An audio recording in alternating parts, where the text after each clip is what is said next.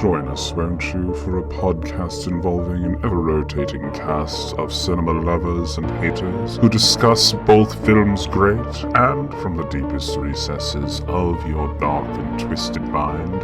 Spoilers ahead. Welcome to another episode of Cinematic Anarchy.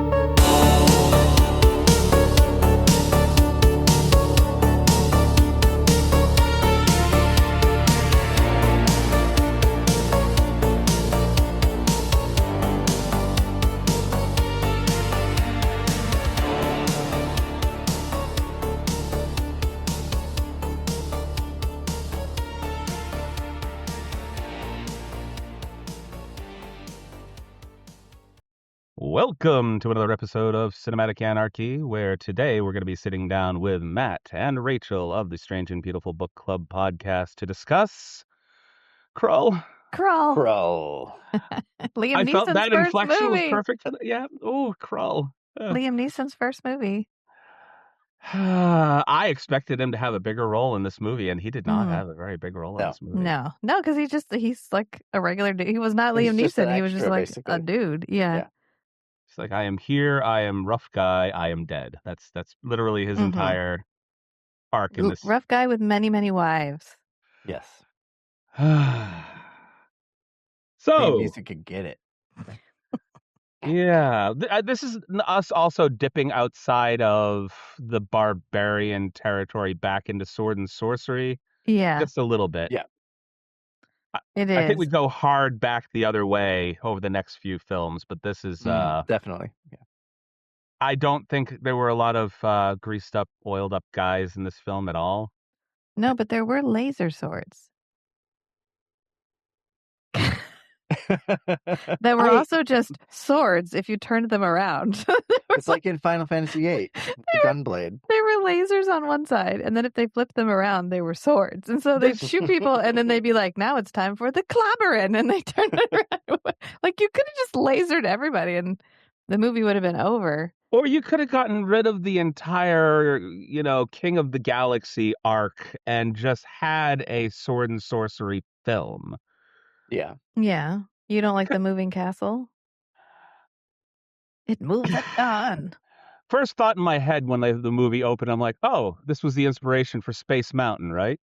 I love how this movie had no idea what it was, and it did not give a shit. It was like, am I sci-fi? I don't know. Just kept going. Am I fantasy? I don't know. Can I be both? Probably not, but I'm just going to do it anyway. There was a room full of guys just going, this is not confusing enough yet. No, you know what else we could do? Let's just throw this in here. Look, Krull walked so He-Man could run. We have a mountain that basically, a mountain from space that just lands out of nowhere. And then for some reason, with all this space age technology, they're still going from place to place on horseback. Yes. Well, they don't have space age technology. Only the swords. The mountain guy. I mean, well, no, that's the bad guys from the mountain. Oh, they don't have. Okay. So this is basically the Reavers. They have a name. I can't remember. They have like a maybe special I missed that. I thought that they all basically had some sort of laser sword technology, but maybe I'm wrong. Just the minions of the Beast. The Beast. I like how the whole opening montage is him landing on the planet, and then immediately there's lore about the Beast, and it disappears and reappears every dawn, but it doesn't actually It can teleport in space, so why was it traveling through space at the beginning? Maybe it can only teleport on a planetary scale, but not interstellar. Interstellar, okay.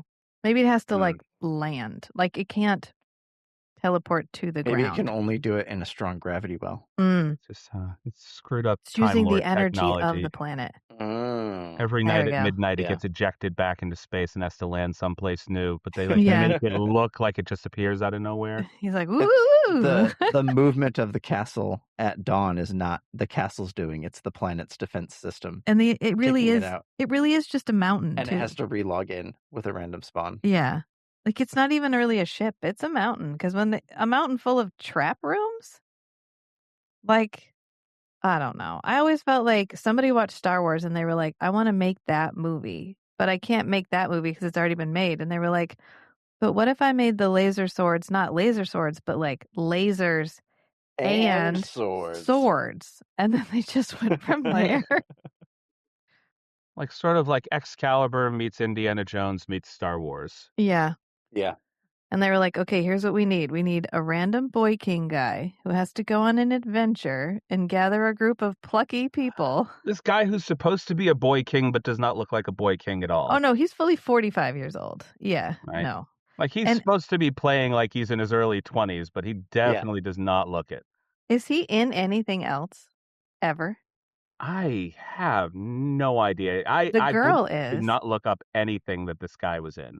The girl is. She's also in Dracula Dead and Loving It with Leslie Nielsen. Yeah, I've seen her in several places. She's dubbed in this. Did you know that?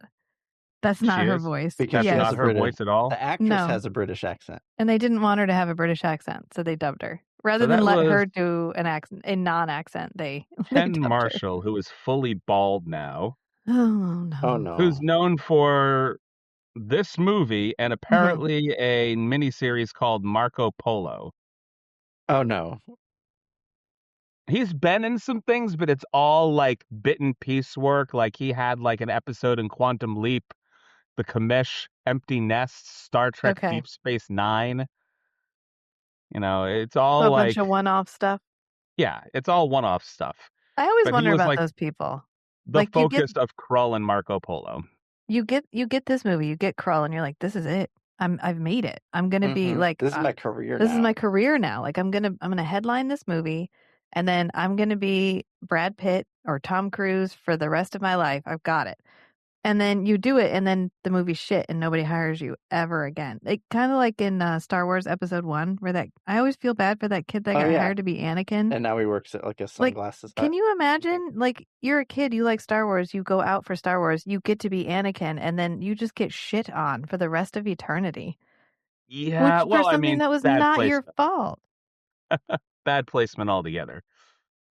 Like, it's not your fault George Lucas sucks as a director. It's not your fault that, that was not a great movie. Like, that's not his fault. But then I don't think George Lucas sucks as a director. I just think that he is overly ambitious, and when technology finally caught up to what he wanted to be able to do, he didn't realize that he also had to kind of be faithful to the people that already kind of bowed down to his original vision. yeah. What he was able to Yeah, do and back in the the- 70s and 80s. One of the most impressive things about the original Star Wars trilogy is all the practical effects. And he was like, nah, digital. Now that I have CG, yeah. digital, to hell with practical effects. Yeah. Yeah. Uh, You know what he our, should have done? Just helicopter a guy to the top of the mountain and film him climbing the mountain for like 45 minutes. Our in good friend here, umpire pants. Right. Those My brain- tight pants. Oi. my brain Oi. backtracked a minute. Sorry. Our good friend Ken Marshall was also involved in a terrible film that Rebecca De Mornay had done called Feds. Okay. So he's batting 100 is what you're saying. Yeah, basically, He's like, Yeah. consistent. this was the best thing that he ever did. That's saying something. Oh, no. Krull. Yep. I don't hate This Krull. is It's the top of the entertaining. heap for him. Carl is beautiful, beautiful nonsense. There's nothing that happens in this movie. Right. and This is a great background movie because you can tune in at any moment and you don't, Yeah. even if you were watching continuously, you Slayers. still wouldn't know what was happening. And, if you've seen this movie and you see a picture of the Slayers, you can hear them in your head. They're like, sound that they make every time they pop up. You can hear them. Like, it's memorable for a variety of reasons. The There fact was- that it makes no sense being among them. There was definitely some H.P. Lovecraft kind of, I want to say, thoughts behind the creature itself, the space creature, Yeah. the beast. I've always found the seer, the like green guy, far more terrifying than the beast. If we'd made him the bad guy, I'd have been a lot more scared of this movie. Yeah. Because he's like all one color, because he has the white beard and he's super, super pale. And then he gets killed like immediately and replaced with an evil version of himself. And the only time you see him with his eyes open, it's after he's been replaced. Yeah. And Can so you his tell I eyes are don't? just solid color. I've watched this movie twice, and I'm like trying to even remember some of the stuff about it because it was so ridiculous. Well, we open in that, like, the sets in this movie are ridiculous because we open in that giant, like, castle set, Mhm. and it opens immediately on these two people have met and fallen in love, even though their kingdoms are at war.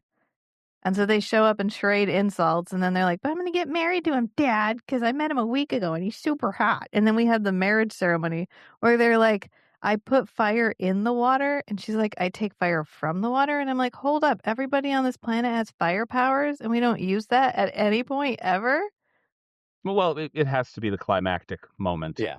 Yeah. You know, like, oh, by the way, this. Yeah. Right. And then he meets Twofer Howitt. I don't know what his real name is, The but actor, yeah. he's Twofer Howitt in the 1987 The old Dune. man. The old man. And he's like, hey, you know that legendary weapon that you need to defeat the beast, even though the beast just showed up, but in legend we know how to defeat him and we need the legendary weapon? I know where it is. So I Go feel climb like that this beast keeps returning like every so often to lay siege to the area. He doesn't seem like, I don't know. What is he? Like what is he harvesting? Does he go around harvesting wives? Minerals? What is he there for? Maybe it's I mean, it could just be women in general. He finds one, heads off with her. Oh, I've worn this one out, comes back. Yeah. I don't know. Because, like, they're like, we have to stop him from marrying her or the whole world will end. And it's like, okay, but how though? Maybe the other women rejected him. And he's like, oh, okay, well, I have to go back and find one that won't reject me. I have to convince Yeah. one of these women to marry me. Yeah. And I can show up as any form at all, and I'm gonna look like weird, ugly teeth monster thing. Gonna look like a mind flayer from D&D, basically, without the That's how I'm gonna tentacles. seduce them. Like, I could seduce Maybe them the as last anything. planet it was on, that it was like a beautiful member of the species. Well, he can't adapt to what's pretty. I mean, he could have looked like Liam Neeson and been like, "Hey," and she'd have been like, "I mean, all right, I could make sacrifices." I mean, Matt's got a fair point. You know, just because we have one version of beautiful doesn't mean that's not what beautiful was on his planet. Or That's its true. planet. I can't tell if that's a he or a she. I don't think it matters. I don't think so either. We're putting too much thought into it. Yeah, we put more thought into it than they did. Yeah, for sure. Anytime you ask, oh, what's the story behind that in the movie, in Krull, you're looking too far. Wait, story? It's too deep. That was supposed to be a story? Are you sure? No, it's a hero's journey, but like literally just the hero on a journey. Like, he's not even going anywhere. I like that the opening scene with Colwyn, for some reason they chose to, added to his studded leather armor, was for some reason like this Spanish Inquisition helmet. Yeah.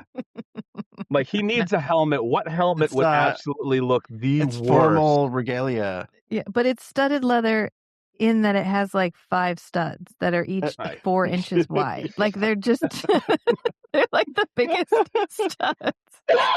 Like, any ambitious sword is just going to slide along the stud and straight to the him being a giant stud. Oh, is that what it was? Sure. Yeah, well, that's why he's got his shirt unbuttoned the entire time. Because he's like, look at all this chest hair. Like, where'd that come from? Did they glue that on? He doesn't look like he would have chest hair. Oh my God. And then I love the part where this movie is so boring in parts. Like, the part where he's climbing the mountain. He's climbing the mountain for fucking ever. And they literally had a guy do that. Like, they just filmed a guy climbing. This was one of the most expensive movies ever made when it was made. Mm-hmm. Why? For the helicopter, I think. I don't know, because he has to go up there, and then he's like, in it? And then he's like, "Hey, look, lava!" Oh, and he just reaches in the lava, which is, again, everyone on this planet has secret fire powers, but nobody uses them. They're resistant to lava. If he's resistant to lava, like, is it just the heat that he's resistant to? I don't know. Like, because I could go swimming in lava, and this is just like a bath to me. Maybe it's only implied that it's lava. That's what Matt. He was like, maybe it's not lava, and I'm like, what is it? It's glowing water? Like river of ectoplasm, like in Ghostbusters too. You know. Mm-hmm. Whatever it is, it coats the glaive because he pulls it out and he's like, stasis chamber for the glaive. Yeah. Maybe when you use it's battery powered, but the battery doesn't last that long, and then it takes hundreds of years to recharge. Hmm. You can use it for like a few months. The glaive. Oh, Well, he doesn't get it It's back, done. does he? Doesn't he leave it in the Beast, or does he get it back? God, I I've don't seen this movie. I can't think even he tell you how got many it back. times. I thought he did get it back. I think he does at the very end. He can't call it back because at one point it's like stuck in the Beast. Yeah, I think he does it like they're getting ready to Stuck in leave, the and then Beast, tries but- one more time, and I think he gets it out. I will say I was watching Ready Player One with the kids very begrudgingly, and there's a scene where somebody pulls out the glaive and uses it as a weapon, and I was like, "Oh, the glaive! I get that. I know that So many reference." references. Yeah.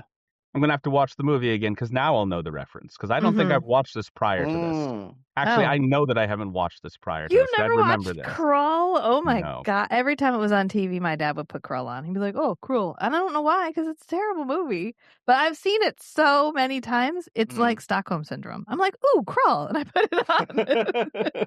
This has got to be like the early '80s version of Princess Bride, basically. Yeah, they were trying Except for for high this is fantasy.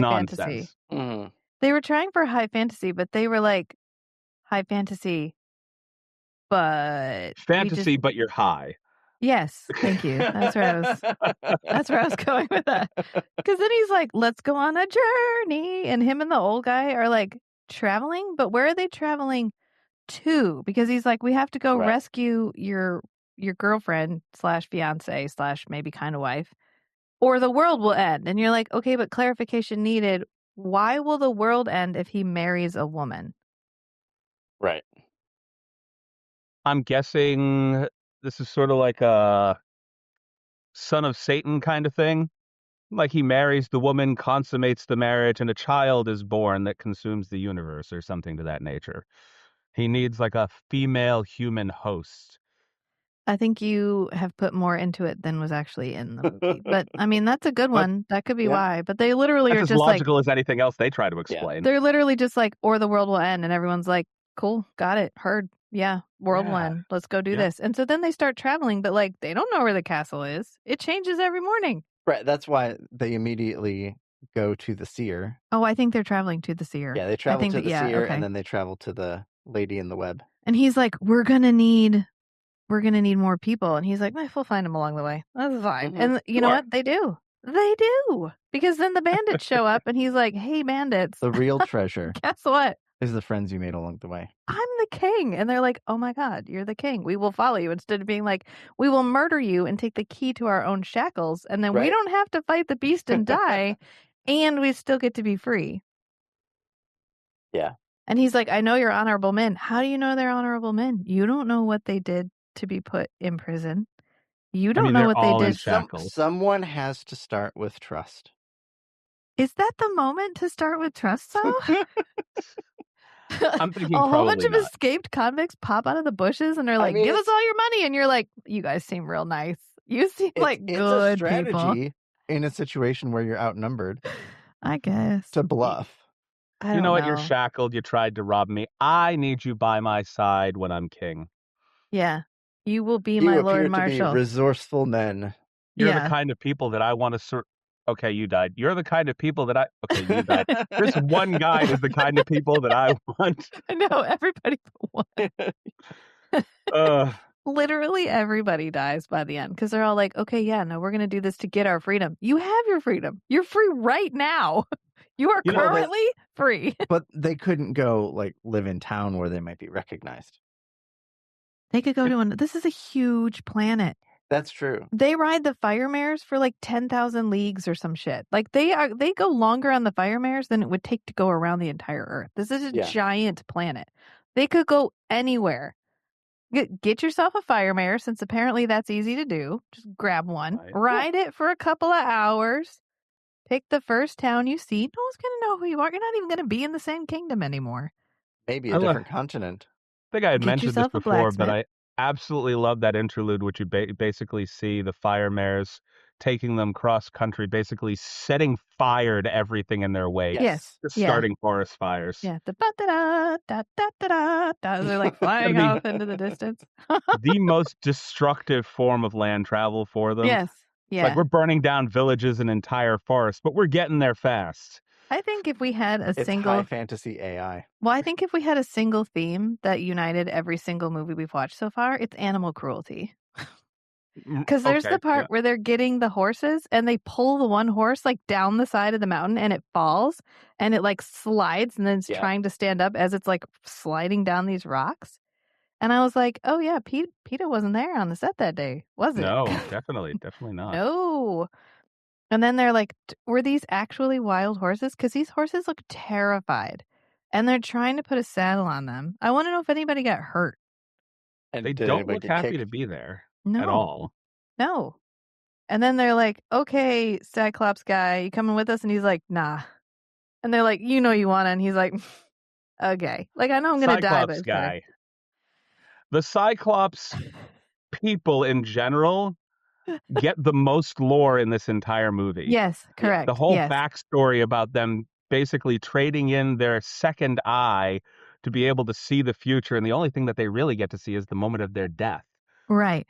It's like the Centauri. And it implies Babylon that 5. the beast is literally capable of altering an entire species to make them capable of seeing their own death. But he can't withstand The glaive. a circular throwing knife and a flamethrower. Basically. Mm-hmm. And he tries to kill a bunch of people with wall spikes. He's like, I can alter space and time. So stay in this room while spikes slowly come out at your face. Well, they can't alter space. Ooh, how about all these booby trap rooms are not booby trap rooms. Uh-huh. It's like habitat enrichment for his pets. And the humans just came in the pet door. I mean, could be. What the hell, man? My cats don't get impaled on these. What are you doing? He's a nearly all-powerful space alien with a magical teleporting castle, and he's defeated by a dude with a throwing knife, a guy who can only change himself into other animals, a kid with a stick, and a band of plucky outlaws. Yeah. Oh, it's like those spiders that keep tiny frogs as their pets. Yeah. Because the spiders are so big that most of the insects that can eat their eggs are too small for them to defend against. And so the little frog keeps the small pests away, and his pet frog is gone. Yeah. And so he's susceptible to the undersized invaders. I mean, maybe. But isn't that why he has the slayers? But they're not in his castle. They're only on the outside of his castle. Yeah. Oh, I think they run into a couple bands when they're walking around inside the castle. Yeah, there were a handful just maybe they're right inside. at that threshold of being able to overpower the pet frogs, but still too small. The part where this movie it's like always the stuff you breathe in that can damage your lungs. Oh yeah. It's big enough to be carried in, but it's too small for your lungs to breathe it out.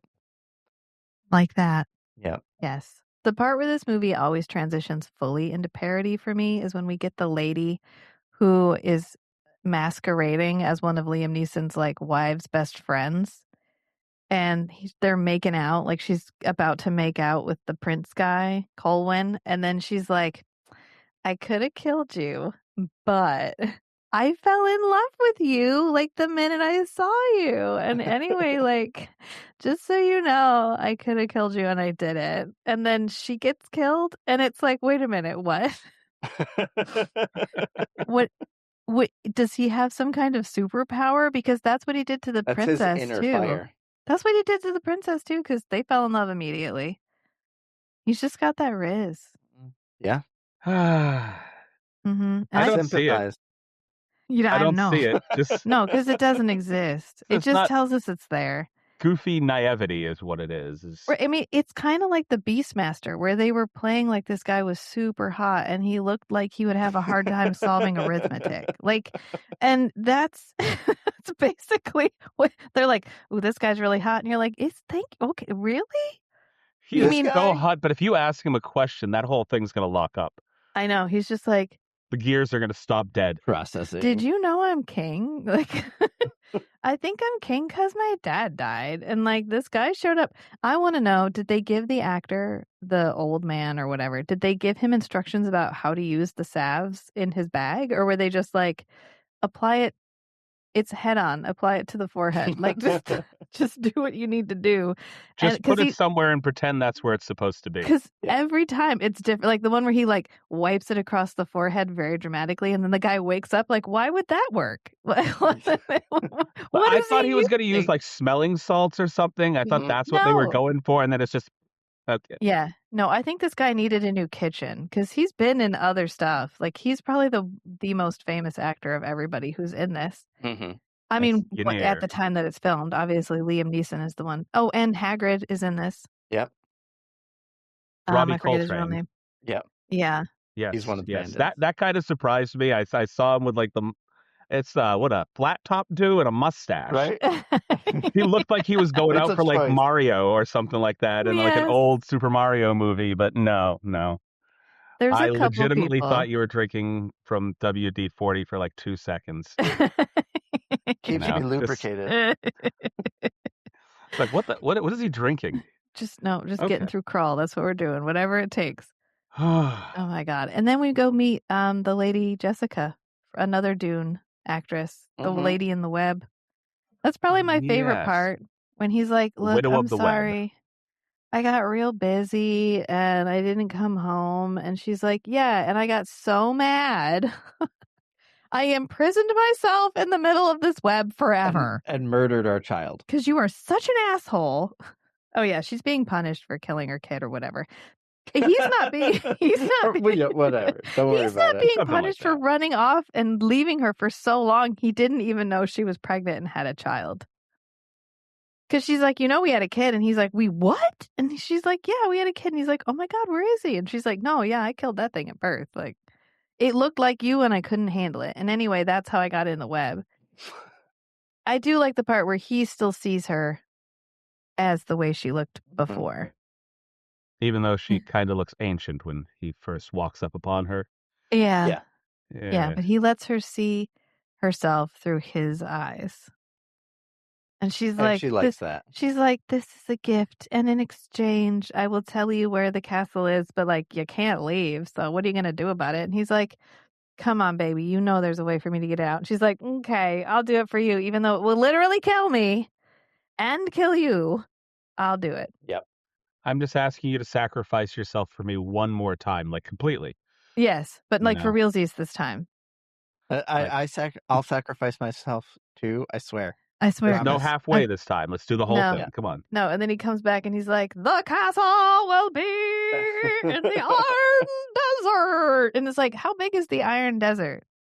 Can I get specific coordinate? Is it half the planet? It could be the Sahara. It could be half the planet. We don't know. He just says Iron Desert. And then they're like, oh, heard. Got it. This movie makes a habit of sacrificing women for men that don't deserve it. Oh, so like most 80s movies. Yeah, I'm just saying, like, this woman, like, gave up her life for this guy's quest, even though he had basically left her. Yeah. Like, her entire life was basically imprisoned She sacrificed herself. Yeah. The lady in the web sacrificed herself, not for him, but for the woman who shares her name. Yeah. Who is basically named in prophecy or whatever. Or whatever.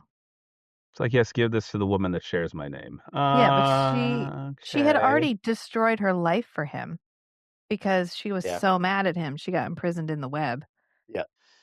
What was she before? She can see shit. Like the seer has this whole thing. He's like, I must go to my temple, and we have to like take him out of his secret hidden base. And here's a woman who can do it without any of the assistance that the man needs. Yeah, and the beast is like, nah, you can't see where my castle's gonna be. So they got to take him to the special place where he can see where the castle's gonna be. And then they go ask her, and she's like, oh yeah, Iron Desert. What if this is just Lissa and Colwyn's future? Could be. It's just a loop. It's just a loop forever. He ends up the old man. She ends up the woman of the web. And it just keeps looping around. It would make the beast less nerfed, I guess. Unless it's a different beast every time. They're like, where did that other guy go? I'm going to go check on him. And then they It's go just to some the shitty planet. sword and sorcery Groundhog Day, basically. Yeah.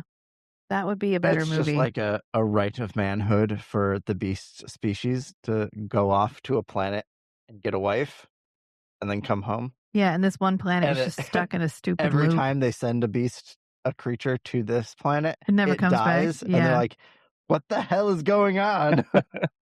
It would It's explain almost why some they version of Colwyn and Lissa basically taking down their beast, but it's every generation. Yeah. It's like Link, Zelda, and Ganondorf. Yeah. Well, it would explain why the old man knows where the glaive is. Yeah. Because If he's the he's one that put handled it it the there. last time they took down the Yep. beast. Yeah. Yeah. But he changes his name so he doesn't know this is basically his future. Do we know his name? Ynir? What? Okay. Is that what it is? Yeah.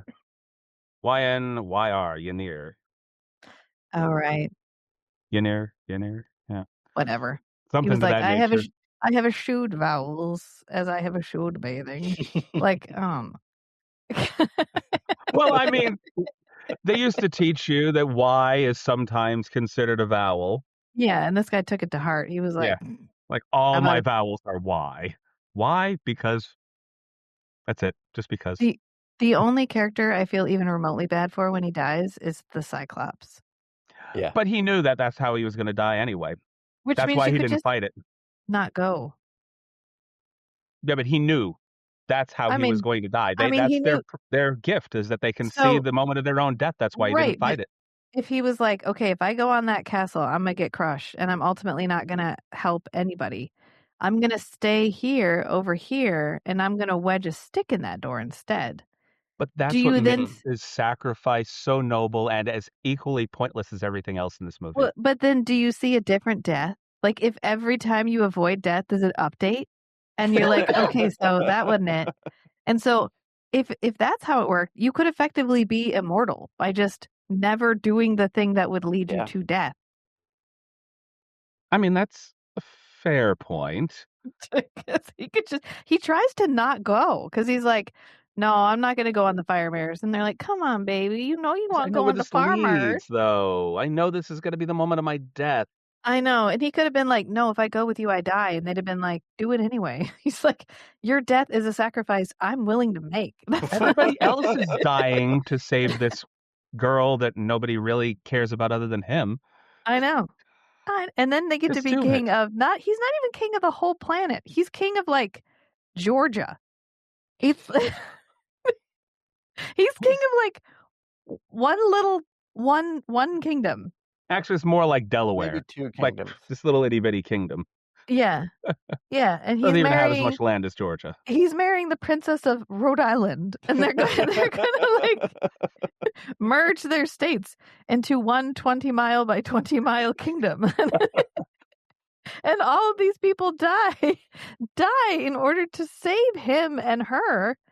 And he's like, yes. And I will officially be that. the king of the galaxy in this 20-mile square. No, not even king of the galaxy, because then the beast takes... But that's the prophecy, is that their son will rule the galaxy. Oh, that's why. You're right, because her son, whoever has that's why the beast wants her.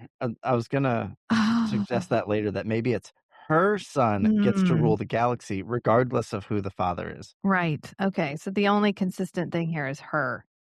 So whoever gets to have a baby with her gets to be the father of the king of the galaxy. What in the patriarchy is happening How here? do they become the king of the galaxy? They don't even have space travel. Are they going to ride horses into space? This is why we needed Krull too.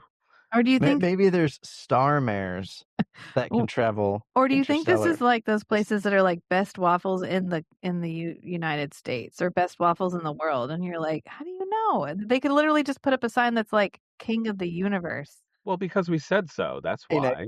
Yeah, in exile, in that I can't get anywhere. Ever. Really, you can't prove it unless you've actually had all of the other waffles. Exactly. This could possibly be the best waffle in the world, but you can't really prove it until you've had all the waffles in the world. So banking on the fact that nobody has ever done that. You can't know. I could declare myself queen of the universe right now. Prove me wrong. Right. Have you seen any of the other queens that have attempted to be the queen of the universe? Right. No. I mean, anyone who wants to challenge my claim, please step forward. Mm-hmm. Hmm. And present your credentials. I think they were going for us. I think that they would have gone for a series if this had gotten If this more had made traction. more than $16 million against the $47 million they put into it. Yes, correct. Yeah, like Yeah. that. That's a big loss. I had to imagine it's made it back by now because it's definitely like a cult classic. In that you have to, it's a check out this shit movie. Yeah. It's not a good movie. It's a, have you ever seen Krull? No. Oh, well, God, check out this shit. Where you sit down and watch it together. Oh, it's- yeah. This is like a movie that you would definitely drink with people. Just kind of sit Mhm. down, watch it, have a few beers, and say, it gets better the drunker you are. What would you do shots to?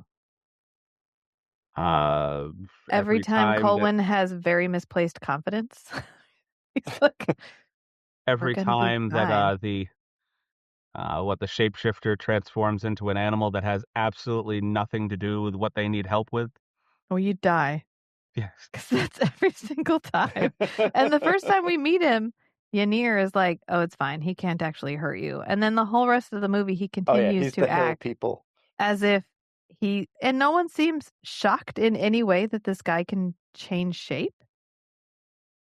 Like randomly ends up as a basset hound at one point for no reason. For the little boy, because the Right. little boy needed some cheering up because his Something. guardian guy, The seer, maybe the seer. Do you Well, I know it remember was the how seer who he ended died. up? Yeah. Right. It was whoever it was that was his guardian. I was like, well, we're your family now. You know, okay, sure, all right.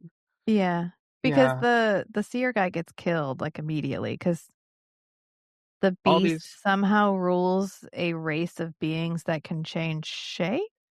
But he only does it like twice because he could just have you know what? He could have had the Slayers show up as a plucky band of female outlaws and they'd have all been like, fucking join the party, bro. And they could have just killed them all in their sleep and the whole movie would have been over. He wouldn't have known.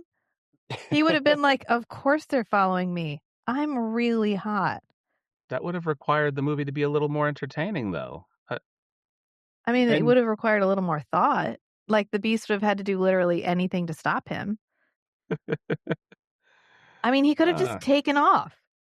He could have gotten Lissa and just flown off into space. Right. He didn't need to stay on the planet. Maybe the child of prophecy has to be conceived on the planet's surface. Well, he could have landed somewhere else then. Well, yeah. But he could have floated about until it was ready to have the baby, landed, have the baby, and then fly off. He probably felt like he was safe. Security through obscurity. Just I show up in a random location that nobody can predict. Right. Even I can't predict it, except some people. Except there are people just scattered about the countryside that you can just ask, and they'll be like, "Yeah, no, Iron Desert, it's fine." Oh no, we've seen this. Yeah. If the Cyclops can see his death, shouldn't he know where it happens? If he dies in the castle, shouldn't he know where he is? Yeah.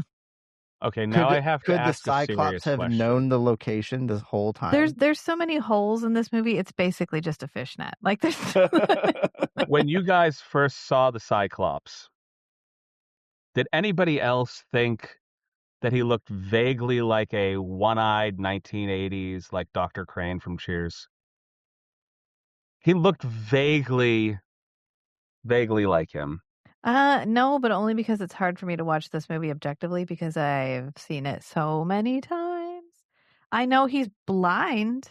That's a full eye prosthetic. Yeah, the actor cannot see anything.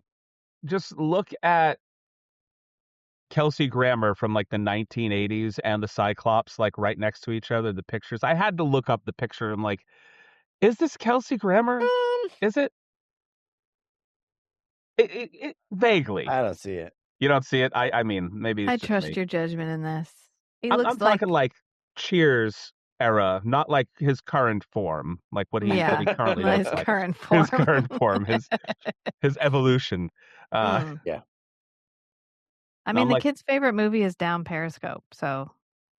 That was such a bad movie. Oh, they love that movie. Oh my God. If you let them choose a movie, they're like, Down Periscope. And we have to watch it. I've seen that. It is a fantastically bad movie. Like, it was around the time that they tried to do like a McHale's Navy film as well.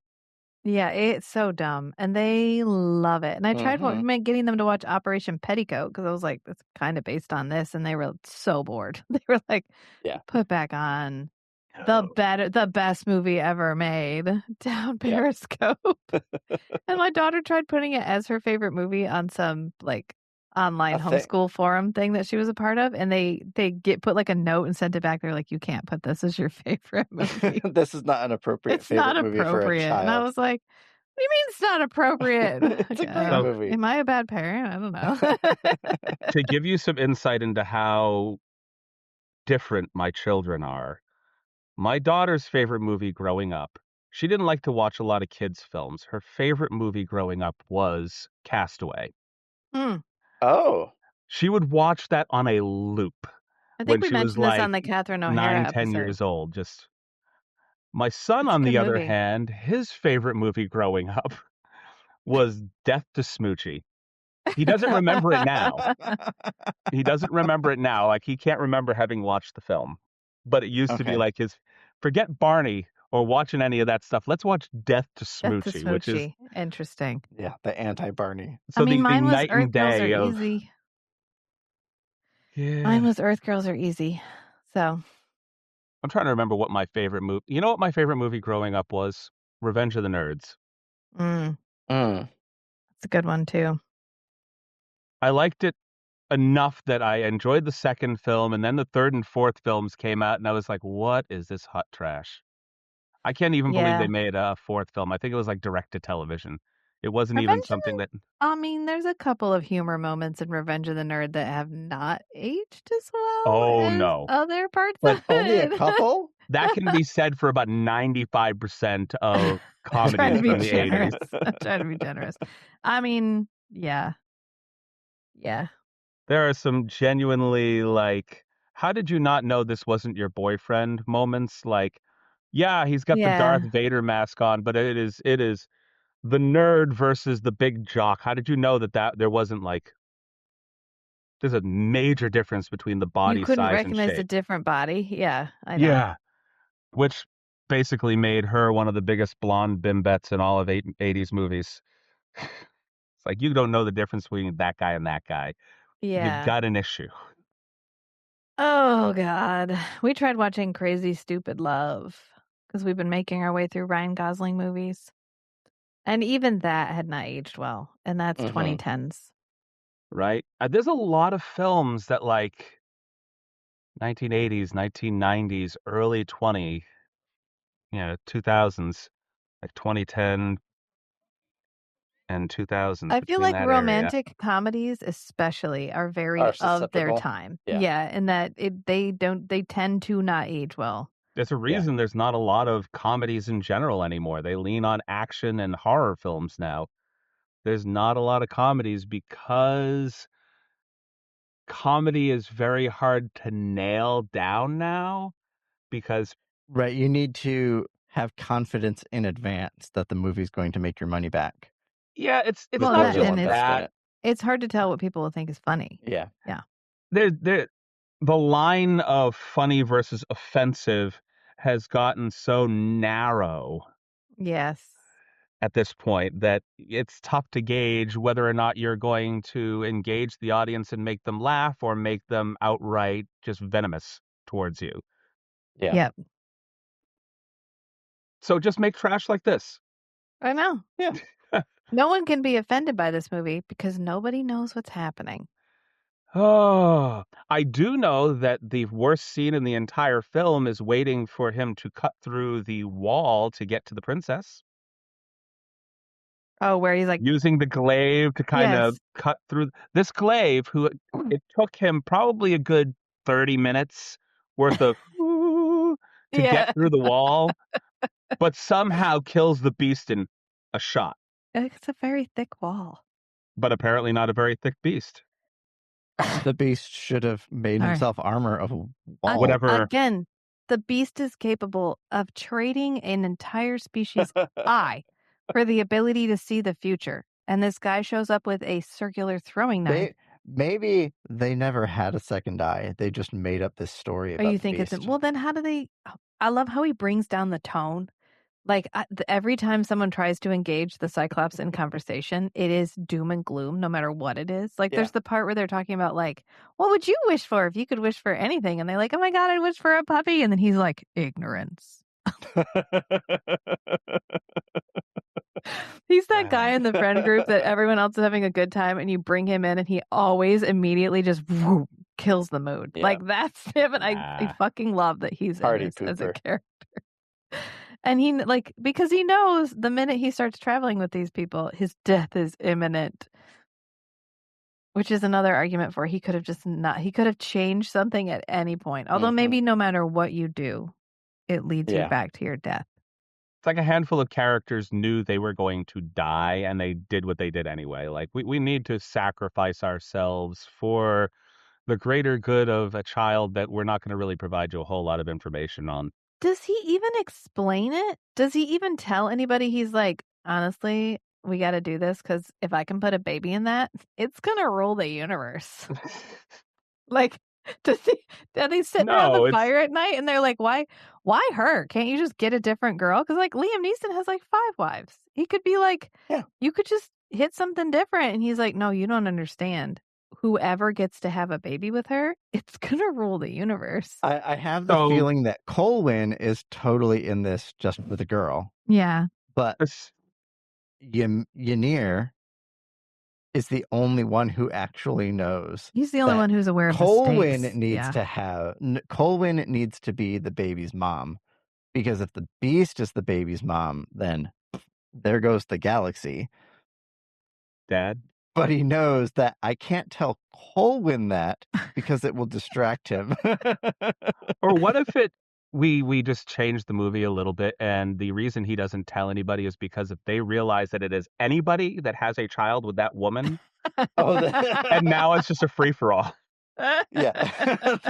Like they're all just killing each other to get to the mountain. Poor Lissa. She's like, no, guys, stop. I don't even want kids. I don't want children. It's like even the old man is like, you know what? The hell with you guys. I'm going to die out in this swamp. But if I just go after her myself, we can have old man babies. What happens if she never has a kid? Ooh. Right. Like, what happens if she eschews male attention altogether and is like, fuck all of y'all. No one gets a baby with me. Right, but Does then the universe go unruled? Who's currently ruling the universe? That's the problem. There is no ruler. It's a race to get to whoever births that ruler. The power vacuum. The only conflict is them trying to get to this woman to get somebody to rule the universe. Otherwise, there would be no conflict. If she just died, there'd be no war. Everybody would be at peace. Plot for a bad porn movie is what this is.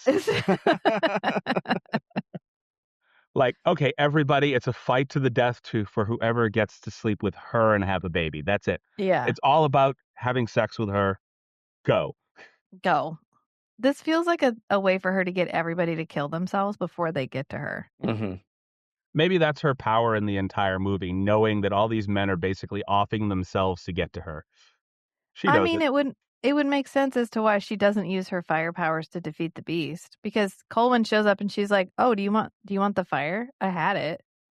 It's been in my pocket. You want the fire?" And he's like, "Yeah, sure, babes, I'll take the fire." Please understand that if any other man had come through that door, I'd also give them the fire. Yes. But, you just happen to show up, so here. Yeah, so here fire's yours. And he's like, the cool, first sperm to the egg. Yeah. I was kind of hoping for the Cyclops, but here. Yeah, I mean, he was quite tall. I'm not gonna lie. And he had that serious thing going on. Oh my God. He was just frowning the entire movie. Every bunch of people get crushed. He gets crushed. Doesn't Hagrid get crushed? Robbie Coltrane? No, Hagrid gets shot in the stomach. Oh, okay. Liam gets shot. Several of them get shot. A few of them get impaled. Carnage. The end is carnage. And you got to feel bad for all the dudes who had no lines. I like the guy that's drowning in quicksand and he's like, "Don't save me, save the stuff." And he like takes the stuff and chucks it at them.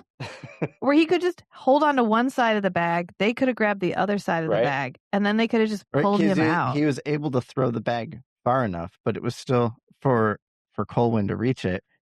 You realize But it was lifting still that bag close up and enough for throwing him it to only hold sunk onto you a it little bit still. further. You could have just taken my hand. We could have pulled you both out. I Yeah. know. Just grab one end of the sack. I'll grab the other end of the sack, and then we'll pull you out. But that would have been logical. I know. Instead, they're like, Yeah. I can't reach his hand. And he did. And how are you adventurers with no rope? That is a Amateur very good point. adventurers. Well, at the time, the ground was solid. It didn't turn into quicksand until later. But you always have a rope. You kind of need some rope. Right. That's an important part of the gear.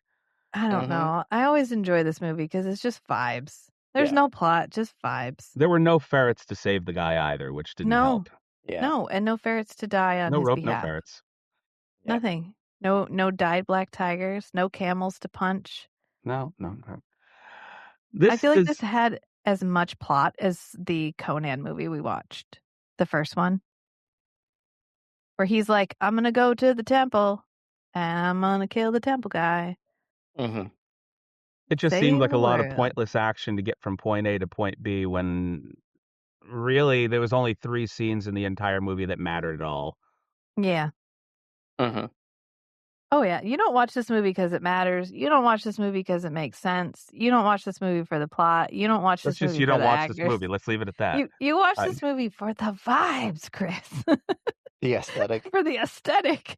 I want to watch a man in umpire pants climb a mountain and then saw through a wall using his telekinetic knife powers, which he doesn't use at any other point in the movie. It's Ever. the glaive that has the telekinesis. Could he not have cut through this wall any other way? Besides glaive chainsaw? I guess not. I mean, I guess you would have had to have one of those laser swords. He would need imagination for There's that. a couple. I mean, they could have stolen. There was like 100 laser swords lying about on the ground at the very beginning. He could have just picked up a couple. Maybe He does only the not. glaive had the power to cut through what essentially seemed like a very pliable surface when it first trapped the princess. Right, because it's like inflatable walls. I do like the Beast Castle. There's that scene where it's the eye and it zooms in and she's the people in the eye. Like there's a couple of really cool scenes. I think They the don't make entire film sense. could have just been them traversing the inside of this castle to get to the beast. You could have cut out a lot of that point A to point B stuff and just This could have been a music video. It could have been a really banging 5-minute long music video. Yes, where I could see that. you clipped out all the cool scenes. You could have compressed the narrative into him chasing her through the castle. Include all the cool castle scenes, the cool beast scenes, and just make it some cool 80s hairband rock song. Oh, Halloween. Mm-hmm. You know, because they were well known for doing like I want to say sword and sorcery albums, like hair metal albums. Yeah. Make it a sequence of music videos of each song in the album, and then you could get like 45 minutes. You don't even need 45. This movie's not 45 minutes long if you take out all the chaff. It's 5 minutes long. I mean, it's a music video. Yeah. It's just a music video with filler. I could see like maybe 30 minutes. I don't know if I'd sit through 45 minutes of just. Well, like Thriller. I already Thriller sat through 2 hours worth of it. So Thriller was what, 15 minutes? You could do 15 minutes. Yeah, well, I'm just saying if you're going to put out an entire album based off of the movie, like if the movie itself is an album, you'd want to go for like 30 to 45 minutes, have like a good 7 to 15 songs, depending upon how much you really want to get involved in this. Yeah. Oh, yeah. See? It's already better. That would have been better marketing anyway. Yeah. Someone needs to just cut this down into a 15-minute compressed thriller style movie. There you go. Halloween. Go ahead and pick this film up and make an entire album based off of this film and just kind of modernize it. I'm sure you could talk somebody out of the rights. The rights for Near Dark are in the air right now. Did you know that? I did not know that. Yeah, the company that was distributing it went out of business, and so they're up for negotiations. So you too could own Near Dark. You could own Krull. Do it yourself. I don't know if I want to. millions to produce You're Krull like, I don't know if content. I want to. It already lost millions of dollars. You'd have to be real creative to get Oh anything no, out of it. sandwich. You could get this How for a did- sandwich and a good story. Like you wouldn't need anything. It'd be fine. It'd be fine. Okay, so I have the movie playing in the background here, and somehow I missed the initial transformation scene from human to basset hound. Mm. That dissolve just. Yeah. Oh yeah. Oh, there's some good 80s effects in this. Oh yeah. The poor Cyclops guy who couldn't walk because he was blind, so he's always just standing stoically. I think he's walking like a couple of times. Yeah. Right. But it completely covered his eyes. So he couldn't. There's the part where he has to shake somebody's hand. He just kind of holds it He out throws slow, his and they have hand to out. like grab it. Please Yep. come here and. Right. Yes. So yeah, I see like the one scene where he's standing there and then he walks forward 5 feet, Mhm. Yeah. possibly to get out of the way of the horses that are coming up behind him. Yeah, they could probably hear. You know how terrifying that would be? There's rampaging horses all around you. You have to stand there In a blind. blindfold. Just Yeah. get the director, step forward 10 feet. That's all I'm asking. You're going to get run over. You're like, I don't know what you I mean. There's can't see rocks where I'm going. Just everywhere. 10 feet forward. There's nothing there to trip on. Go.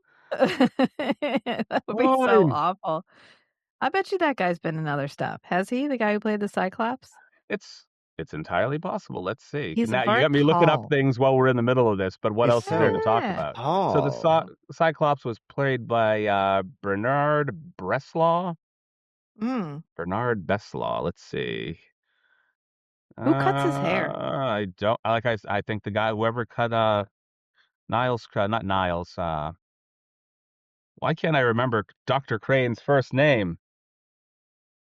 Buck. I know that it's You're on. Kelsey Grammer, Nigel? but I can't remember his first friggin' name. Is it So- Nigel? Nigel Crane? Niles Crane is the brother. Oh, okay.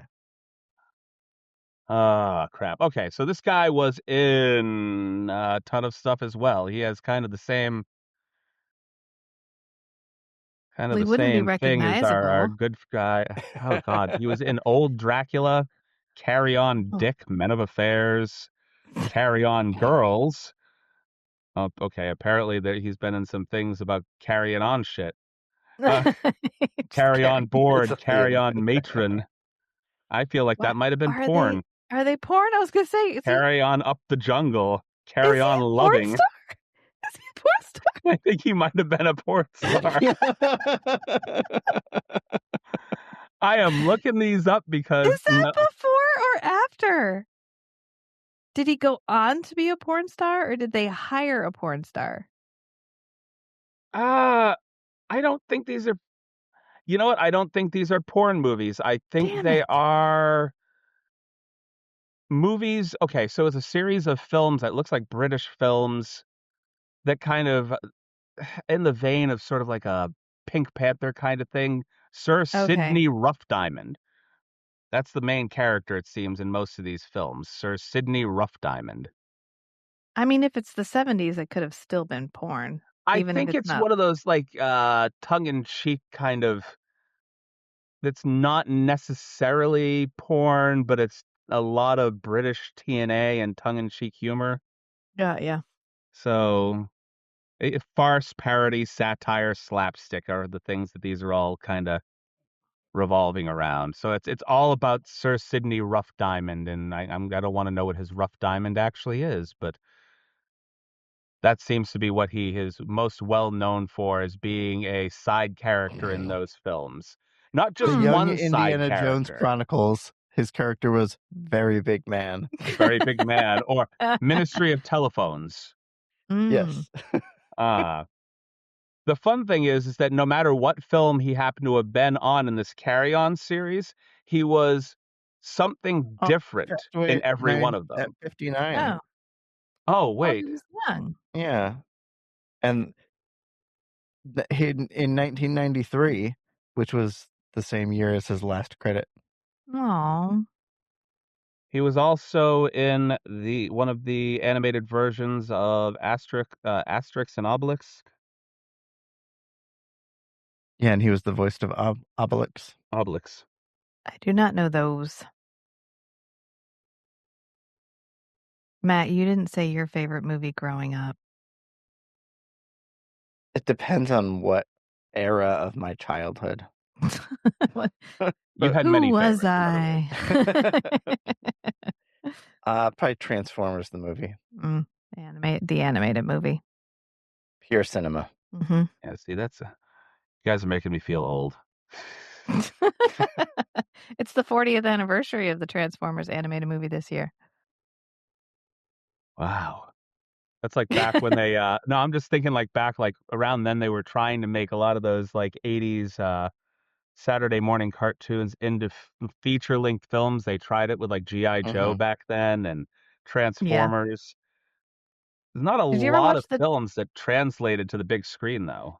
Did you ever watch The Toys That Made Us on Yes. Netflix? Yes.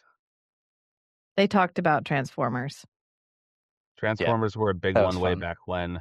Yeah.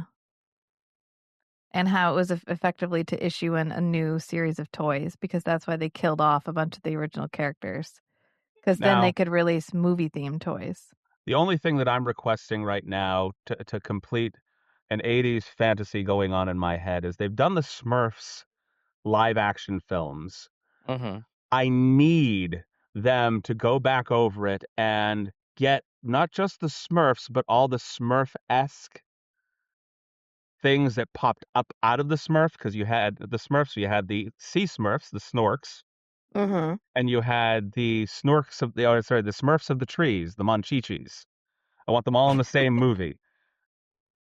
You cowards. Bring them all back. Smurfs, the Snorks, and the Monchichis all in the same movie. Mm-hmm. Yep. Or like, to hell with the Care Bears. Give me the Shirt Tails again. Do you guys know the Shirt Tails? No. Nope. They were I know the Care essentially Bears.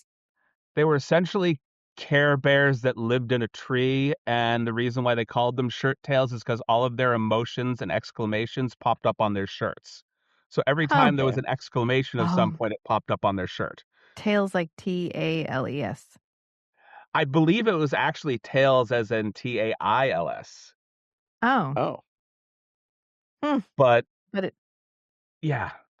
I mean, it Okay. wasn't well played. I think it As was long as we short-lived, don't but remake the Garbage Pail Kids, I will be fine with whatever we Anything choose goes. to do. Yeah. yeah. No, remake the Garbage Pail Kids, but do it better. No. My God, Do it why? better.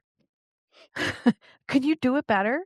I think making it better would just make it worse. Like, I think if they were more realistic, it would be just as horrifying, but in a different way. Like I said, I don't think that they went the right way with it. I don't think it should have been.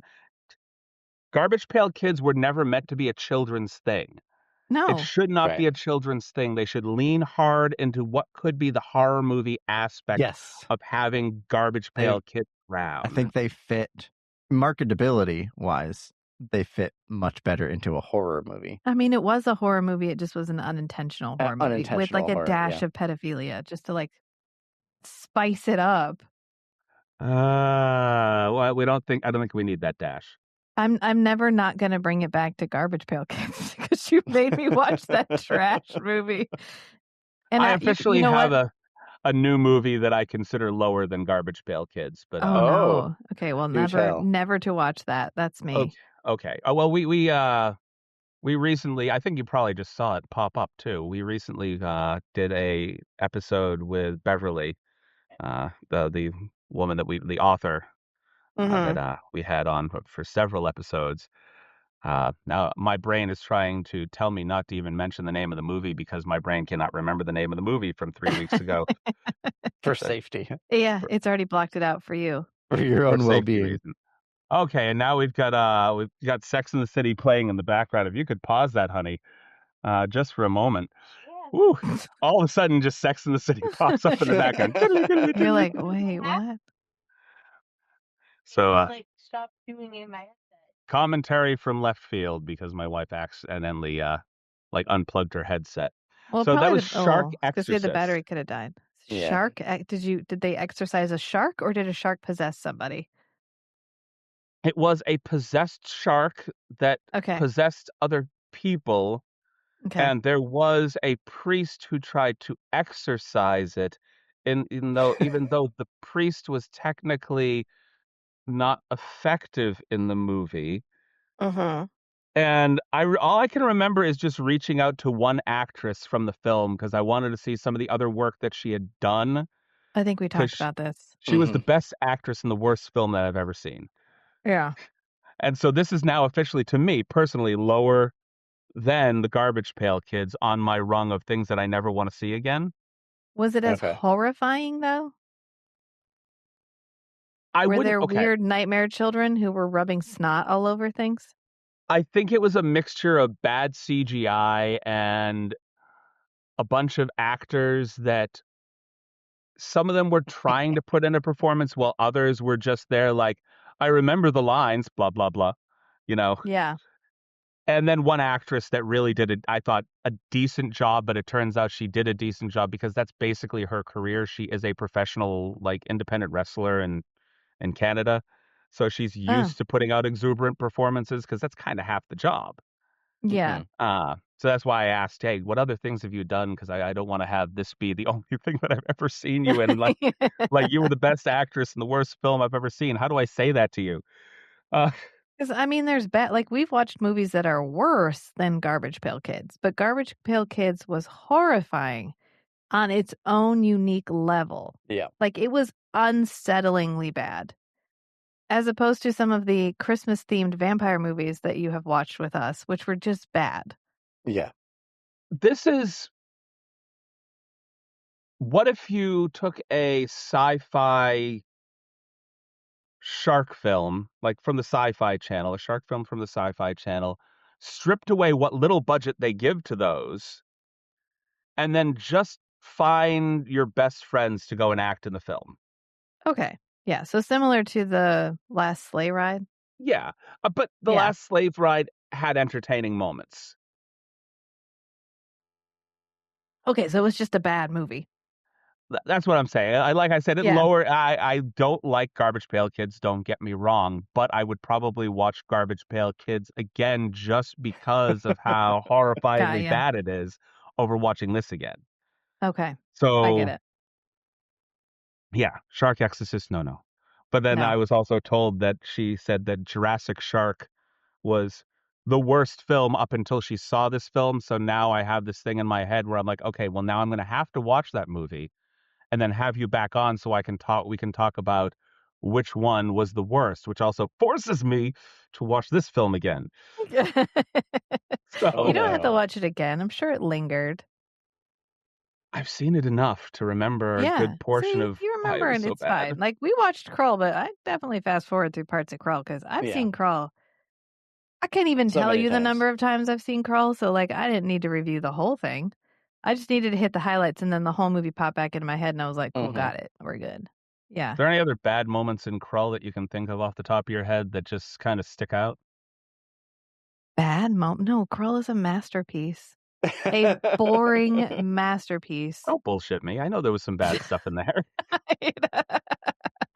The only parts that I like skip through are the parts that are really unnecessarily long. Like when they first meet the seer and we're just watching the bad guy steal his emeralds. There's no point to that because they're immediately rocks and we just chuck them. And then there's parts later. I know as a kid, I was horrified by all of the changelings. Like the guy that's the seer, but not the seer, and the girl that's not the girl. See, I think one of the worst parts in this film is how we suddenly end up with women in the middle of the woods. Oh, yeah. No, they pop up and they're like, we'll cook for you. And they're like, hell yeah, you're going to cook for us. God, we've been hungry. None of us, we got little arms. We don't know how to cook. And they're like, thank you for saving us, random women who are all married to Liam Neeson. Well, this is not suspicious at all. We're not on the run from a creature that can create beings that can look like other people. But they weren't part of the party to begin with, were they?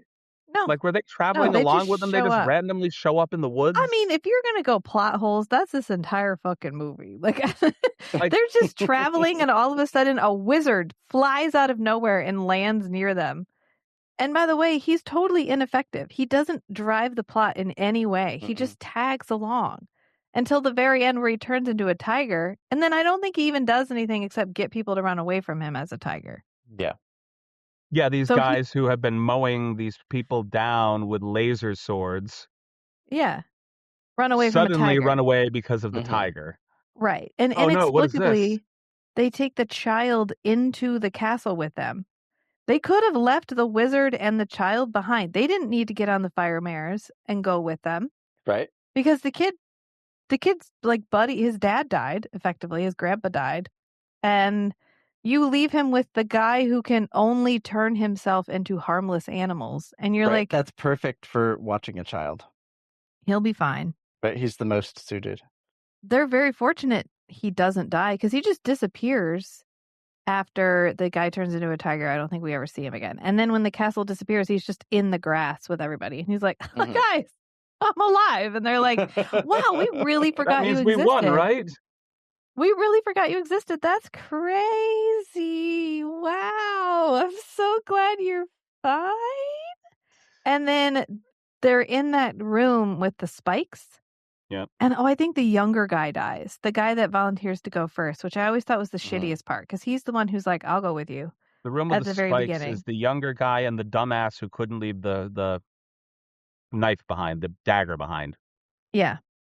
Like even the other what I can't remember his damn name. And only that one guy survives. Torquil. Only the Is it leader of the. Torquil? No. Yeah. Torquil, I think. He's the only one who survives. The leader basically there Of the Mhm. plucky bandit. of the plucky Group. bandits. He basically was like, no. Don't go after the dagger. You're going to die. But I need my dagger. And dead. Yeah. Yeah. This I is don't how know why little of we the had to. movie, mind you, I've committed to memory. Like, I'm trying to find their names. I remember Colwyn. I remember Lissa. The other names, I'm just like, do I have to commit this to memory? No, No. I don't remember Let's them. accidentally watch Beastmaster again this morning and think that it's Krull. Not even realize it's a different movie. Like, It's the that's how same- much I was, like, I guess not invested in Krull. Like, it was It's just- ridiculous, but It's Colwyn with less clothing. It's fine. Yeah. They're the same character. If you just took all of Colwyn's clothes off and gave him underwear, it'd be Beastmaster. it's like, it's Krull, yeah, with more clothes. A lot more clothes. Do you think it's the same tiger? Oh, yeah, without any paint on him. Mm. That's why they were afraid of him. No, this tiger used to be black. Where'd the color go? Where'd the color go? Because, I mean, how many working trained tigers were there in Hollywood in the 80s? That's a good point. Yeah, didn't the last one, though, like, almost kill somebody on the Beastmaster set? It Yes, attacked yeah, several that people. doesn't mean that they didn't hire him again. I mean, if you need a tiger, you It's need a hard tiger. to train a tiger. How about trained bears? There was only one trained bear, too, because that one's also in Beastmaster. Yeah. But he only ever turns into a beagle, a goose. A ball of light? He travels as a ball of light? We never bring that back. He's just like, should have taken a left at Albuquerque. And then he ends up traveling with them for like... Because he can't go back. He can't turn He's back like, into a ball light. 1,000 miles off course. It's like he anyway, doesn't fully have control over it either. No. No, Like and he has to pull out his like sheath of papers every single time Mm-hmm. to check and see how to do the thing. Yeah. But how does he gather up the paperwork afterwards? I don't know. He reads it as a goose because it's all wet because he lands in the water. Mm-hmm. And then it's dry again. And he's reading it as a goose because that's how he turns back into a person. Because he then has to read the spell to turn himself back into a person. He doesn't have that committed to memory either. That seems not a like very an important good one wizard. to commit to memory. He's not a good wizard, which is why it's like, what is his he doesn't have, no one really has a purpose. They just follow Colwyn so they can die to prove the situation is serious. Mhm. I feel like our wizard could be defeated by a good breeze. Like You something could- that would just Yeah. blow the paperwork away. So Yeah, that if he you just couldn't took his transform papers back. away, but even then, you should let him keep the papers because he's going to turn himself into something stupid like a goose. And then you just kill the goose and you're done. Like he's more if you deadly want as to- a person. If you want to make the party less effective, then you just keep him alive. Yeah. Because removing him from the party would increase the party's effectiveness. Mm-hmm. I think that might be the point, actually. I think Yeah. the only person who actually does anything to affect the outcome of the movie is the Cyclops. And it's Mhm. because he holds the door open and then dies. Everyone else just runs around and gets into shenanigans in the castle. That is all they do. They do not find Lissa. He finds Lissa immediately. Everyone else finds traps. Yeah. Yeah. I don't mean, know there's really how. no point to anybody but Colwyn and the Cyclops. It could have just been them traveling And it's the to the same movie. castle. Yeah, and then they're in a completely different castle than Colwyn because they're all in these tiny little rooms and moving hallways, and he's in like caverns with waterfalls and bridges and shit. But then you wouldn't have all the merry men just dying all over the place dramatically. They're literally there to make the movie 2 hours long. Yeah, Cole went through the main door, and they're all going through the hamster tubes. Yeah, it's exactly what it's like. It's like that movie. What was that movie where they make a spaceship out of a tilt-a-whirl? I have no idea. Is it coming to you, Matthew? It's got River Phoenix. Oh. The Explorers. I know what movie you're talking about. The Explorers? Explorers, yes. Yeah. And then they end up in all that... you had to do was say River Phoenix. And they end up in that spaceship. And the spaceship is exactly the same, where it's just a series of rooms. And each room is themed by how it will fuck with you. And it turns out it's those aliens that like to watch TV. And they just want someone to watch TV with them. And like...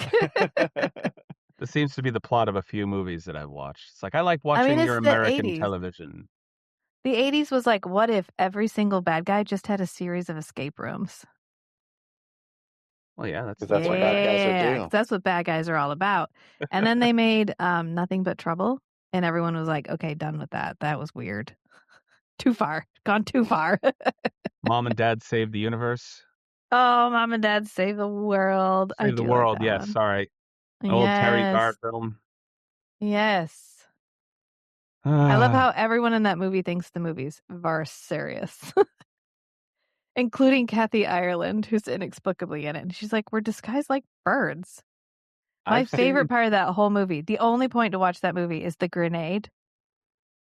And all you have to do is not pick up the grenade. This is actually a very good... It could have worked in Krull. I think you could have killed everyone in Krull with this grenade. Because all you have to do is don't pick it up. But it says on it, pick me up.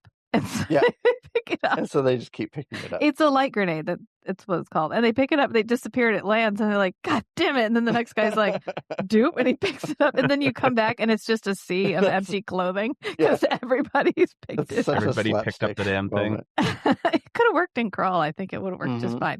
One of the women could have brought it and they could have been like, guys, look what I found. And they'd all been like, whoa. And no matter who picked it up, they would have all. I forgot she was in that movie. I've seen all of one other Kathy Ireland movie, and it was not good. And she was the main character. Isn't she in Naked Gun? She's in one of the parody movies with Leslie Nielsen. I don't know if it was Naked Gun.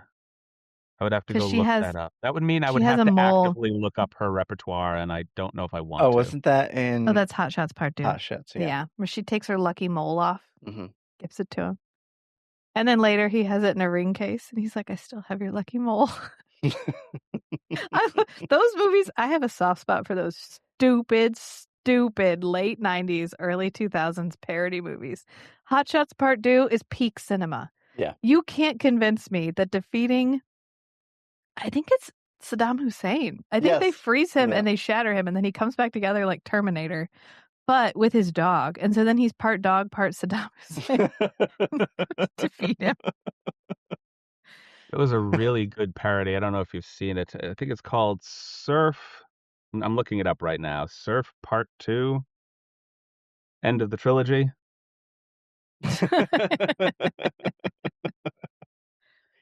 I mean, a good parody is a good parody. It's like Surf 2, the end of the trilogy. Yeah, Surf 2, the end of the trilogy. And there was no Surf 1. It was 3. just a joke. There's no 3, there's no 1. It was just a joke all the way through. All right. Anything else that we feel needs to be brought up about Krull? We've talked about Krull as much as Krull deserved to be talked about. It was an interesting foray into like how far can we push fantasy into sci-fi? And I think everyone realized that it didn't work, and then we never had to do it again. I would love to bring this film back for a sequel with how the lead actors look right now. If you remake this movie, who's in it? I don't want a remake. I literally No, want a no. direct sequel. Yes, I know, but with Because this, Kenneth Marshall is bald now. yes, and half of them are dead. Did Lisette Anthony die? Is she's still around, isn't she? I think so. I don't think she's been in anything else. But like, if you remade this movie, what if you remade this movie, but Henry Cavill is the main guy? He could be 42. It's fine. Doesn't matter. It's fine. You He would could be have to really have old. somebody equally pretty and naively vacant behind the eyes. Mm. Henry Cavill works, but this guy Timothy was not built. Chalamet. He was not Timothy built at all. Timothy, that would actually work. I think that would work. Chalamet is like, and every woman is just like, but I fell in love with you the moment I met you. And you're like, did you? And then you need somebody completely off the wall to be the female, the like lead lady. Timothy, oh jeez. Who could you get to be the lead person? Somebody that you would never believe Timothy Chalamet would be with. That's who you need. Right, because these two didn't really feel like they belonged together even remotely. No. Because they're only in 2 scenes together in the whole movie. Mm-hmm. Like Timothy Chalamet and have like Margot Robbie on the other end, just Yes. no reason for totally these two to be him. together at And all, then but for some reason she's fawning over him. dub her for no reason. Just dub Margot Robbie with some different voice, even though everyone knows what she sounds like. It doesn't matter. And then for or let her use her Australian accent. Yes. Right? Just And then you bring back the original cast as the plucky outlaws. right. Yeah. I feel like we take it that other way though. Make it so that at this point in this movie, Liam Neeson reprises his role with all the wives and everything. But in this movie, everybody knows that whoever sleeps with her has the son that basically becomes the king of the universe. So it's a free for all the entire film. It becomes like a battle royal kind of film. Yes, it's just Margot Robbie going full. What's the character she plays in? Where she's Harley the superhero, Quinn? Harley Quinn, going full Yeah. Harley Quinn and just beating, like I was gonna say beating men off. That's not what I meant. Keeping men away from her the entire time.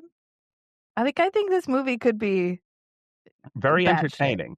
You could make like a sequel that is also essentially a parody of the original. Yes, correct. Yeah. Or I should say a remake that is a parody of the original. Just call it Krulls. Krulls. The recrolling. Or he could do the Blave, and it could be also a reference to the Princess Bride, where he's like, he clearly said to blave. I would still bring back Kenneth Marshall as the original Colwyn. As the old man. Somehow realizing that the original Lisette is not the one that birthed the king of the universe or whatever, the king of the galaxy. Yes. No, this was this is the prophecy, not this. And what are the odds? The Beast is somebody's like really annoying son, and they set up this whole planet prophecy thing to keep him busy. Where they're like, oh God, did you hear over there? If you have that lady's baby, you get to rule the universe. And he's like, what, Dad? That's crazy. And he's like, yeah, go over there, son. Have a good time. It's like a video game reset for the Beast. Every time they kill him, it just sends him back to his home planet. Yes. What happened? You died again? Go back. Go back. Did you not save? You're supposed to save before the final battle. That's how it works. But Dad, I keep dying. You only have to win once. You gotta just win once. You'll be fine. I never win though. I always die. His only lure is like, I could give you a crown and a golden capey thing.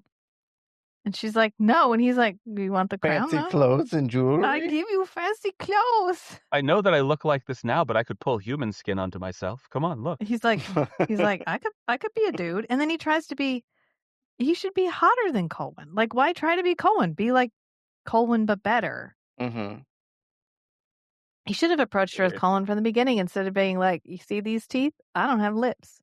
You like them? I got nothing. There's that part where we like, Because we do a lot of smoky reveals of the beast before we actually see the beast. Yeah. And there's the part where you see his eye and then his teeth appear, but his teeth are like above his eye. I always was like, what are you? But then when you finally see him, he doesn't look like that at all. In fact, this movie would be infinitely better if somebody cut out every moment where you actually saw the beast because he's so stupid looking. It's a man in a suit, and it looks like a man in a suit with like a fog machine. Like that's all it looks like. And by the time you see him, you're like, really? That's what we're fighting? That Okay. big. Yeah. It's not as terrifying as I thought it would be. Burn it with fire, you know. I know. And he's like, hey, wait a minute. I'm capable of manipulating space-time. And then he just dies. He dies of a stab wound. Because, I mean, And- that might be and the only... fire. I would say that maybe he's vulnerable the entire time. His manipulation of space-time is the only thing that keeps him protected. And the glaive is magical. I keep forgetting that. It's a mystical weapon. So I mean, it can cut through inflatable walls in 30 minutes. I want to know what that was made out of because every time I buy an inflatable for the kids, it pops immediately. Can we market whatever that was? Because I would prefer it. Right? You can just sit here and just cut at this thing for like 30 minutes solid and then nothing. So yeah, Nothing. turn that into a bouncy house. That's all I ask. Yeah, come on, guys. There's a market for that. His entire castle is just a bouncy castle. It basically is, yeah. Somebody just turns off the fan outside. Guys, we could have done this the whole time. Bouncy castle with booby traps, basically. All right, I think we're good. We're drawing this out longer than it needs to be drawn out. It was good. I was so excited. And what do we do next? What are we watching next? We are watching Fire and Ice next. Yes. Ooh, finally. Fire and Ice. Which is finally. Well, we started watching it. Animated naked people. Like a couple months ago. Yeah. I think we started accident. watching it. I started watching it too, and then we decided to kind of draw this out a little bit. Yeah. Like, what if we just fill in a bunch of stuff around it? Well, it's because you got to get run up to the like rotoscoped naked people on an adventure. Like her tiny little triangle bathing suit deserved some lead up. Yeah, and it's not unsimilar to or dissimilar to a lot of the outfits we've seen in some of these films already. Yeah, I know. I mean, we're basically been watching like as close as they could get to porn without it actually being porn. It just takes one slight plot twist to turn it into porn. Or one I guess omission of dialogue. And we even had an orgy room. Come on. And now we're gonna get animated. You needed it in we had to Conan before we could Fire and Ice. Yeah, we had to Conan. Yeah, I mean, technically you had to Beastmaster before you could Fire and Ice because Beastmaster and Fire, the clothing line anyway is a little bit more similar between the two of those. That's true. A lot less blatant nudity, I think, in Fire and Ice. I don't think there's a lot of nudity in that film. There's just a lot of implied nudity. So that'll be interesting. All right. I'm trying to decide whether I'm excited because the last two movies I was decidedly not that excited to watch. I would say it's weird. Beastmaster Like, I wasn't heavily excited about. You'd think because this was such a genre, it would have been a thing that people like. They would have been good, but it's like they keep doing. It's like stubbing your toe on the same piece of furniture over and over again. You're like, oh god damn it!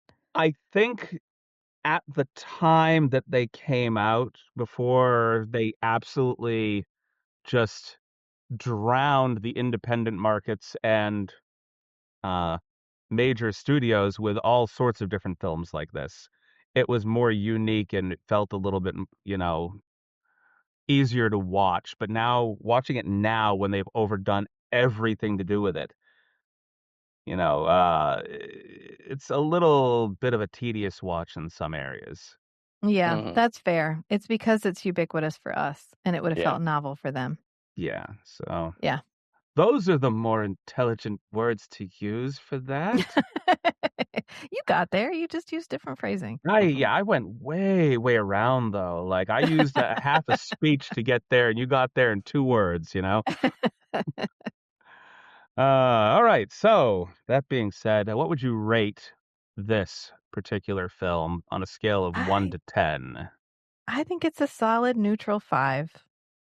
I didn't hate it. I don't love it. Every time Krull is on, I'm probably going to watch it, but I will phase in and out because there are some really boring parts, and there's some parts that are still boring, but entertainingly boring.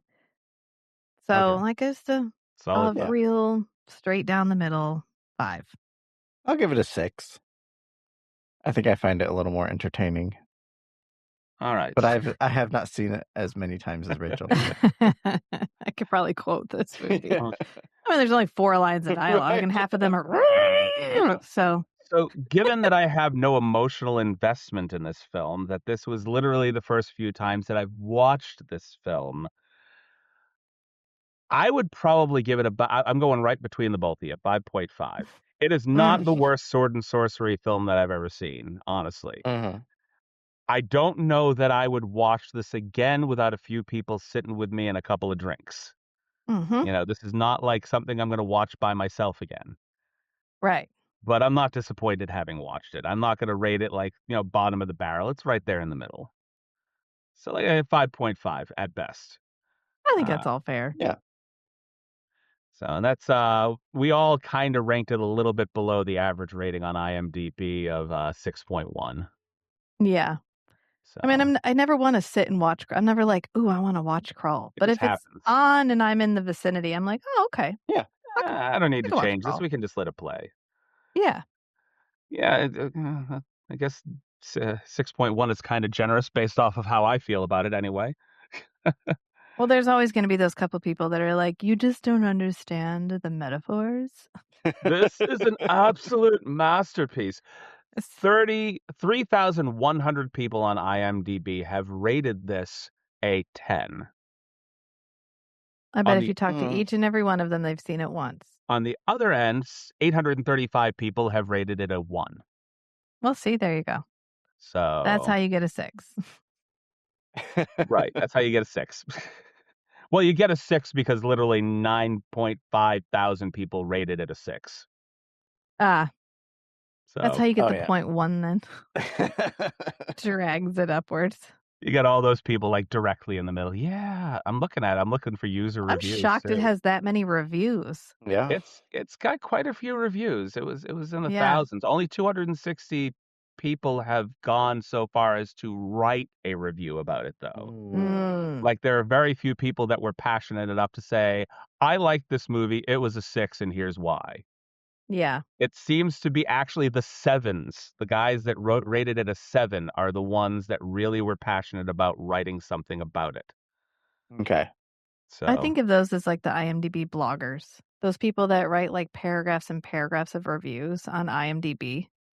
Like they're going to become some sort of review influencer just by leaving IMDb reviews. I think my favorite one is right here. It's a 4-star review. I screamed several times at the screen. Stop. Turn it off. I count myself a great fan of classic fantasy movies. Usually they're cheesy B-movie trash, and even those I can bring myself to like. Krull is a struggle for me to watch. I don't know if I can truly recommend it. I'll back off a bit and explain myself. And I don't want a reason why he explained himself. I don't. No. I just know that he No. screamed at this. Yeah. See, that's an IMDb blogger right there. In my mind, that's how I classify them. Especially when they lead it with, I'm actually really good at liking movies. So let me break this down for you. A lot of these people that review things on IMDb too don't necessarily. I think that they would be more beneficial to get into this space, like the podcasting space. Right. Yeah. Because they just pop up to say, this movie sucked and here's why, and then they disappear. Yeah. So, all right. So why don't you go ahead and tell our listeners, viewers, and whatnot where they can find your podcast and what you're up to right now. We're still on break from Babylon 5, but we're hoping to restart that very soon. And we are slogging through Dune. We're like 2 months behind because Dune is such a hard read. The last two books. The last 2 books. Yeah. And once we get done with those, I think we're going to switch to movies for a little bit just to give ourselves a mental break from having to go through all that. And also to maybe catch up some because we are so far behind on everything. And I think that's pretty much what we've got going on right now. Okay. And Just the creator struggle of like, I gotta make stuff, but like, ooh, I've kind of hard been to in make that stuff right now. mental space. I'm trying to find a few people to watch a film that nobody seems to want to watch. So that's what one of the next films that I personally want to do just specifically for the podcast. I have moved careers, so my 9 to 5 job is now pest control. And I don't know if my company wants to be associated with whatever we do on this podcast. So I'm not going to mention them right now. But that being said, because pest control has become my career at this point, I wanted to do Joe's Apartment, Oh, an entire film about Jerry O'Connell living with singing cockroaches yes, that sentient singing basically saved the cockroaches. day.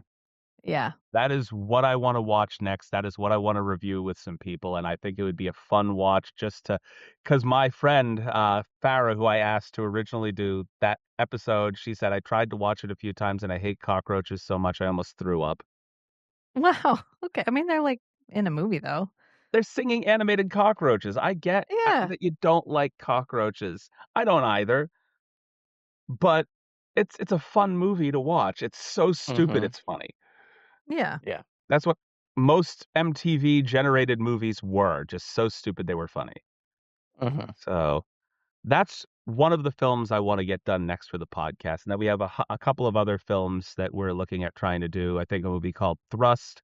We have a woman that we're going to sit down with that's going to try to become a mainstay on the podcast from the UK. Her first film for the podcast is going to be Eraserhead. Oh, nice. Wow. Uh, so that's an open invitation if you guys would like to join us for that We will see. interesting trash. But that is a movie that would need to be done like at this time of day because she's like 5 hours separate from us. Yes. Yeah. Probably Yep. 6 hours for you guys. I believe Michigan is still like 1 hour over, if I'm not mistaken, right? No, we're No, your we're time. Eastern time zone. Are you still Eastern time zone? Oh, okay. Mhm. Mm-hmm. Why did I think that you were like one? We're almost there. We're like on the veers- line. Yeah, the hour line veers west to Oh, include the whole of the Upper Peninsula. nice. Okay, well Mhm. then I did not know that, and I'm So the glad to sun know that sets I'm at like not 10. like dragging you out of bed too early to sit down and record with us. No. Nope. No. So, I mean, you guys have basically like become like a sister podcast to the. Anyway, you're I on know, so we're often. I know. It's fun. We Like, we're like just- to talk yeah. about movies. We're working in the same universe here for the most part. Yeah. Yep. Yeah, so you can find our podcast on YouTube, Spotify, wherever you find podcasts. We're also out there on Instagram, X. I try to say X, but it's Twitter. We all know it's Yeah, Twitter. just call it Twitter. Everybody Yeah. still calls it Twitter. Well, because I'd rather say that I'm tweeting rather than excreting. You know, I don't like the other. Mm, You I know? hadn't heard that one. That's a good one. That's a good one. Yeah. So it's better. It's a better feel to say that you're tweeting out something rather than you're excreting something. So, Yeah. Mm-hmm. but if you really go and look at a lot of the stuff that's on X right now, it's just a bunch of excretion. Yes, Yeah. that's why So- we're not on there. I'm on there because there's a group that I'm trying to physically work with for a little bit of self-promotion and maybe to get a few people kind of over onto our podcast. Some podcasts that I actually kind of respect. Like if you guys get a chance to look up the Stupid History Minute, it is Mm. literally a guy that comes up with something to talk about for a minute every single day. And it's like the Wow. history of some specific object, thing, movie, book, whatever. And he's been doing it for the past few years without fail. And sometimes he'll even bring other podcasters on to fill in for a month. Mm. Wow. So he'll take a month off and have other podcasters do the work for him. So Interesting. I have not tried to get onto that because I don't know if I really. Yeah, that's a lot actually. You got to talk. You got to talk at a rapid pace and not trip over your tongue. Mhm. And I trip Yeah. over my tongue a lot, like a lot. So That'd be hard. it would be a little Yeah. rough. But that's going to be my podcast recommendation for today. Outside of the Strange and Beautiful Book Club podcast, go ahead and listen to the Stupid History Minute. It literally takes A 60 minute. seconds of your day to listen to an episode of their podcast, which is convenient, especially if you want to binge a lot of it. Mhm. Mm-hmm. All right. So on behalf of myself, Matt and Rachel, thank you for listening to the podcast today, and let's get the fucking glaive out of here. Bye. Bye.